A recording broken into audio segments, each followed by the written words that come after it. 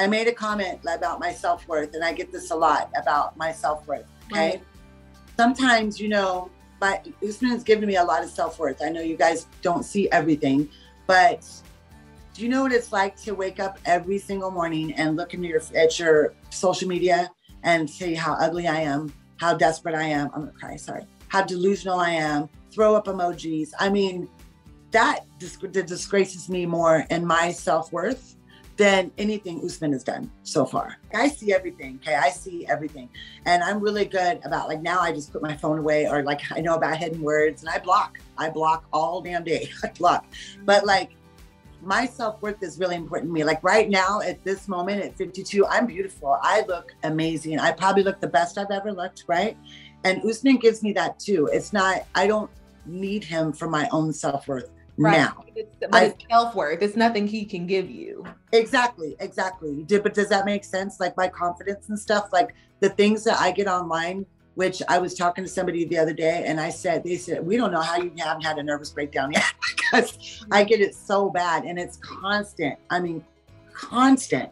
And it's just like, no matter which way I turn or what I do, it's just bad. When I recap your moments on the show, I do bring up self-worth or self-love, and I do it too. And I get real. Like I've been in positions not as extreme as maybe you, but where I put myself aside just to get someone or just to get them to choose me, you know, and not even thinking if I'm liking them or what they're offering me. And for me, that was a self-worth issue. So do these comments, even though they're hurtful, do they cause you to reflect and say, well, maybe there is some like deeper soul searching I should do? Sometimes sometimes they do. Sometimes, most of the time I just try to ignore, you know, but sometimes I'll read when I'm like, damn, that one hit home, you know, and it does. And I do things different now. Like I self-journal. I read different like self-help books just for my own sanity and my own sake, especially since my mom passed away, you know? So I deal with a lot of, just like things to make myself better. Like I started going to the gym, and I started eating better, and I noticed like all of that helps me, you know? But I'm grateful for the ones that I have really good followers now. I will say I have really good, and like if somebody makes a bad comment, there's 50 of them that are just like, don't talk to her like that. Well, what's crazy, I was gonna bring this up a little later, but since you brought it up, it's a 90-day we love to see it moment. Dixie had a really nice comment that she wanted you to see. She said, quote, Kim, you are a beautiful, intelligent woman. You do not need to, she did get real. You do not need to put up with the disrespect you are receiving. Take your beautiful self back to the United States and find you a good man that will treat you, respect you, and love you as he should. Sending all my love and prayers to you. Stay strong, beautiful. Oh, tell her I said thank you. Thank you, Dixie. Thank you so much. I love that name too. Why do I love that name so much? Thank you, Dixie. I appreciate that. Thank you. So you definitely have love out there. Yeah. All right, so let's go back to the second wife situation. Monique, she made a good but direct point. She says, quote, being the first wife doesn't mean you're the most loved or favorite.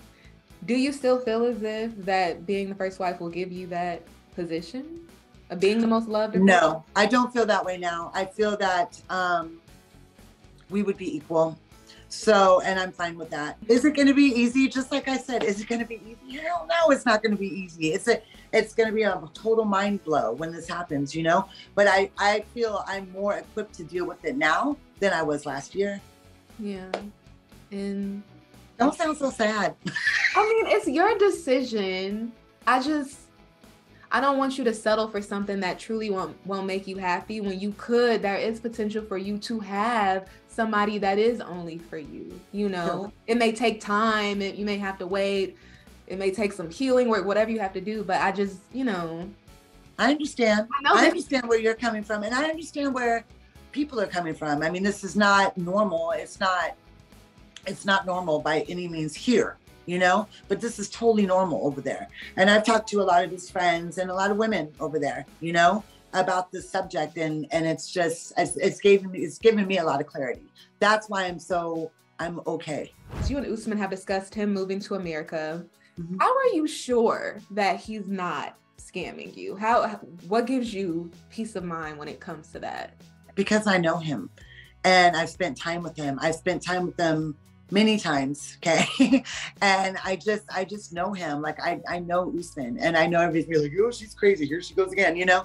Oh, she's delusional. But I know him, and I know Usman. Like, nobody understands how close Usman and I really are. Not everything is like about him wanting to come here. He's got a really good life there. Like he does really, really well there, you know? But I don't think I think he's gonna, if I bring him here, he's gonna come here and just like leave? I just don't believe that. Or if he's using, I mean, this is very frank, and I hope it's not the case, or he's using you to get the green card. No, we're too close for that. I feel if that was the case, why would I go down there privately? You know what I mean? Yeah. That's how I feel. Yeah. I have advantage to have beautiful and sexy women around me. I'm rejecting them because I feel like it shouldn't be beauty or whatever. It should be love. You mentioned Usman helping you with your self-worth. As a viewer, I don't know, I mean, people edit things or whatever, but it seems as if there have been more attacks on your self-worth, especially when he tells you that he doesn't see you as beautiful, or he insinuates that it's not beauty, it's the love or the loyalty. How does that make you feel? I told him that, and I've said that too. I'm like, why do you say shit like that? Like, why do you say shit? Because that's what I said to Usman. It's not a compliment. I don't know what it's not. And that's what I told him. I said, how would you feel if I went on there and talked about how skinny you are? Or about, you know, like, how would you feel if I said how I feel about things sometimes? You know what I mean? And I told him, I was like, it's an insult to me when you, that's not what I meant. I would never, but that's what you said though. That's what you said. And I said, do you know how that makes me feel? I was in a mentally abusive relationship before, and it where somebody was calling me ugly, or somebody was doing very manipulative, you know? And I see that, and then he makes these comments, and then when I watch him, I'm like, what were you, why did you say that? Or when I'm in the, you know, when it happens, like when he said that, when I walked off the last time and everything. And I was like, do you know how much that hurts me? Like, do you have any idea? Like, it makes me feel not beautiful, you know? Deserve that. No, I don't deserve it. But then when we're laying in bed, or when we're walking, he's like, you're so pretty without makeup. You're so this, you're so that. So it makes me, it's like flip-flopper, you know? But that's what makes me very like, because I understand. You gotta be through and through. You say one thing, I need to see it in your actions. It needs to be consistent. But because you flip-flop, I hope you're going to interview him, and I hope you ask him these same questions. Honey, last time I did, I was pretty hard. I was straightforward with Usman, but I actually, that's a good point. I should look into interviewing him seriously. You and Jamal are super close. I admire your relationship, and I admire how he's gentle yet very honest with you. Sometimes too honest. He's like my dad sometimes, I swear. Okay. If he was in a similar relationship to yours, what would be the number one piece of advice you would give him? That is a good question. Just to be safe, to guard his heart. Because if anybody ever hurts Jamal, it's going to deal with all this. So, no, to be safe. And if Jamal and I have talked about this, about like being in a relationship, like if he was in one similar, I get asked this a lot too. And I would always support Jamal, regardless of whatever decision he decides to make about his personal life. I would always be there. I'm always going to have his back, you know? But I would tell him that just to always do your research first. Don't believe everything a woman tells you, and just be happy. You have to be happy. You have to you're in your heart. You have to be happy. Yeah. All right. Well, what can you tease? What's in store? Are we? I can't. Wait, first of all, we get a glimpse of this new woman. Have you seen her? The new potential wife? No. Okay. The glimpse I can imagine. I saw she's a pretty lady. Okay, so good. What can you tease? Good for her. Yeah. So see, how are we gonna do the second wife situation? I'm just joking. You know, I felt like when it's such a short time I'm there, you know, and I feel like this was just crazy to me. This whole thing.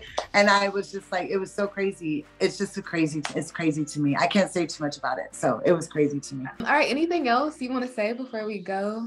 No, I just want to say that like, I'm really, really happy for the people that do follow me and that do encourage me and that do see me as like a very nice woman and that support me. I honestly have the best followers. I swear I do. And I love my moderators, my little attack dogs. That's what I call them, because they're me. but I became really close with like people you never thought would be your friends are my friends now. And I'm really blessed for that experience. And I just want everybody to wish me luck. Just pray and wish me luck.